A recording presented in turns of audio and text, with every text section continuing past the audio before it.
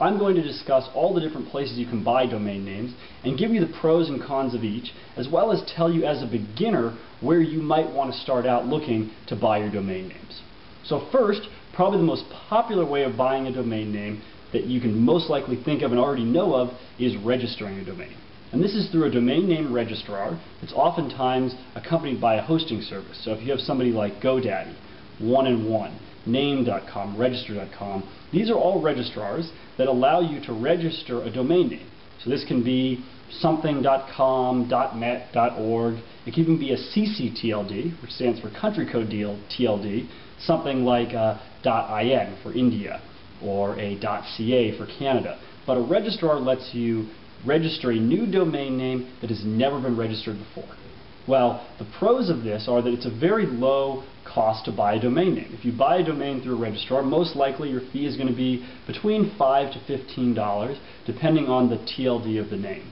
Now when I say TLD, if you don't know what that means, TLD is just what follows the dot in a domain name. So if it's a .net, then the TLD is net. If it's a .org, then the TLD is org. It's very easy, and most TLDs cost usually below $15. If you look at a .com, that typically costs about $10 to register. So it's a very low point of entry into domain investing.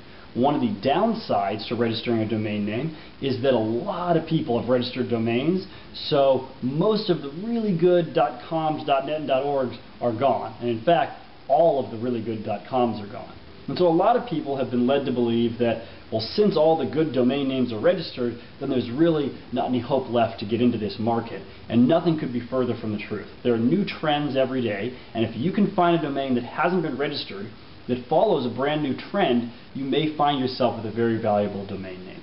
So that's registering, and that's a very simple, easy way to buy domain names. However, you may be limited into the scope of the potential the domain has based on what names are available when you're trying to register. Another way that you can buy domain names is through domain listing services. These are companies like Sado, Afternic, Snapnames. And how they work is by providing a huge database of domain names available for sale, and then you can buy them just as you would normally buying something off of like a used car website or a new car website, where you get a large listing of inventory and you get a set of prices, or in some cases something that says make offer. And from here you can either make an offer on a domain name, or you can also find domains with given prices and you can pay whatever price the seller is expecting. Now, the pros of a listing service is that it's usually hard to get scammed through a listing service, since you have the service themselves backing the transaction. And at the same time, there are a lot of different metrics that you can see in a listing service that normally you would have to research yourself. Things like traffic, things like revenue, oftentimes will be presented to you in the listing. And that's because the seller has the chance to make a full-scale sales listing that says, here is my domain name and here's what makes it great. And all good domain sellers know that putting this detail into the listing is very important for a buyer so that they can figure out what features make the domain attractive. Now, for new domain investors, I would suggest you stay away from buying domains on domain listing services. We can get into buying domains through these services later, but to start out with, I would stay away from these. In the next lesson, when I discuss selling, that's where we'll come back to listing services and you'll see the true value that they can present to you.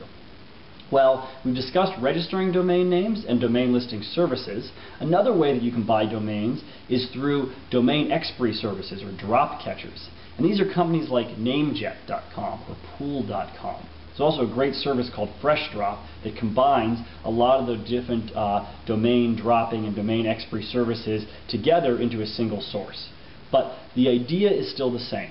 When a domain name expires, which means that the owner of the domain did not pay the renewal fee, so that they would have the domain for another year or 2 years, then the domain goes into a deletion process, and domain investors can sit and wait until a domain expires and then pick it up for a lot less money than it would cost for the seller to have sold it to them directly.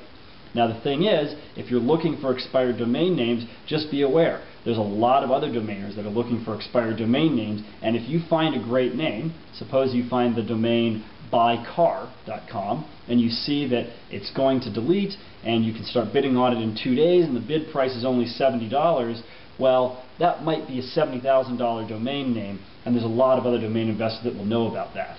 So one of the downsides with buying an expired domain name is that you certainly have the potential to find a great domain. Just remember, it's not going to be something that you're going to pay $5, $10, or $15 for. Most likely you're going to be spending more money to buy a good quality expired domain. Now that being said, as you become more comfortable buying domain names, you can start using different expiry services and finding domains that may not be the best of the best, but might be in the mid-range, and on those you can get a great deal on a domain name that may be worth $1,000, $2,000, maybe $3,000 that you might be able to pick up for $100, $200, or $300. And that's really where the value in buying expired domain names comes in, especially as a beginning investor. Well, if you're not buying domains by registering or through a listing service or through an expiry service, where else can you buy them? Well, there's a few other places you can buy domains online, and one of those is eBay. Now, the reason that I mention eBay in my course is actually not to suggest that you buy domains from eBay, but actually to dissuade you from buying domains from eBay. eBay is a great marketplace to buy and sell just about anything. However, it's not a great marketplace to buy and sell domain names, and that's because there's a lot of different people on there that are trying to scam new investors who don't know much about domain names. And so what can happen on eBay is you'll buy a domain name from someone, you'll pay them with PayPal, and they'll claim to transfer the domain name to you, and they may never do that. It's very hard to go after these people, especially when it's an amount of $30, $40, maybe $50. In most cases, you lose your money and they can continue propagating the scam. And so for new domain investors and for domainers in general, I suggest that you stay away from eBay. This is not a marketplace made for domainers. If you look at Sato, Afternic, Snapnames, those are marketplaces that offer auction services, and those are made for domainers.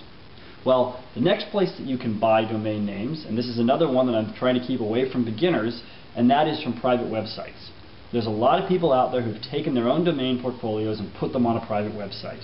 Now, the advantage of this is you'll most likely get to deal with the domain owner themselves directly, rather than dealing through a listing service or dealing through an expiry service. The downside is, remember, when you're dealing with the investor themselves, they have a lot of pride and value that they associate with the domain that you might not see. And so a lot of times you'll find in these private websites where someone hosts their own website and sells their domains through that, the prices will be very high. And so that's one thing as a beginner that you'll want to avoid, because you want to make sure that you're getting the best deal that you possibly can. And for starting out, you're going to make a lot of mistakes. So you'll want to get a good deal, let yourself make mistakes, and not be out a lot of money once you get further along into the game. Well, there's one more place that you can buy domains online, and that's domaining forums. Things like DN Forum or NamePros. First off, these are great forums for new domainers to get information about domaining and to learn from other domain investors. And it's also a place where you can buy domain names.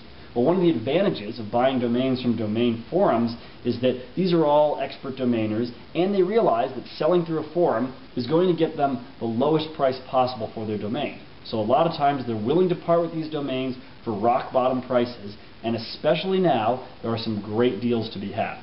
The only thing is, you have to be a little bit more intermediate of a user to really understand the entire negotiation process that you have to do to buy a domain name on a forum. And actually, I'll have a lesson coming up a bit of a ways down the road from now discussing exactly how to negotiate those domain sales on forums, and that's a skill set I think that a lot of domainers could use because there's a lot of great deals out there. But to get started, when you want to really buy your first few domain names, I would really focus on looking at registering a domain name. Maybe you won't get the best domain in the world, but you could find a new hot trend and register a .com, .net, or .org that probably matches that. And looking at things like listing services, where you can buy a domain, you get a listing, you're dealing with a professional organization, and that'll be more familiar to other online buying processes that you've had.